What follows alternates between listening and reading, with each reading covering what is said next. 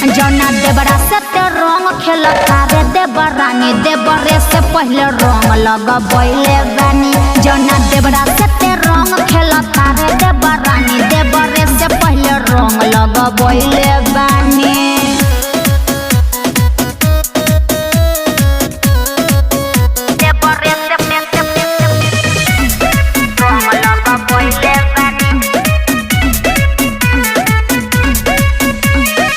लागता फागुन दे बोलो बिगाड़ी आपस में लोग करेलू मारा मारी।